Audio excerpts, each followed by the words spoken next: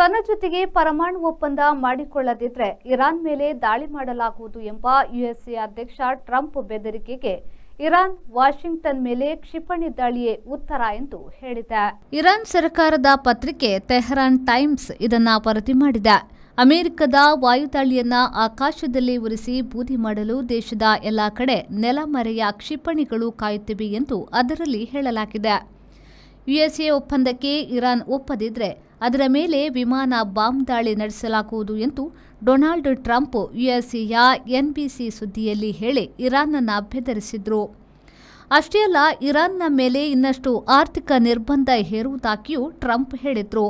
ಮೊದಲ ಬಾರಿ ಅಧ್ಯಕ್ಷನಾಗಿದ್ದಾಗ ಇರಾನ್ ಪರಮಾಣು ಯೋಜನೆಗಳ ಮೇಲೆ ಹತ್ತಾರು ತೊಂದರೆಯಾಗುವಂತೆ ಜೆಸಿಪಿಒಎ ಕೂಟದಿಂದ ಹೊರಬಂದಿದ್ರು. ಟ್ರಂಪ್ ರದ್ದು ಅತಿರೇಕದ ನಡೆ, ಇಡೀ ಲೋಕ ಕಣ್ಣು ಮುಚ್ಚಿಕೊಂಡಿಲ್ಲ ಎಂದು ಇರಾನ್ ಪ್ರಧಾನಿ ಮೌಸಾದ್ ಪೆಜೆಸ್ಕಿಯಾನ್ ಅವರು ಪ್ರತಿಕ್ರಿಯಿಸಿದ್ದಾರೆ.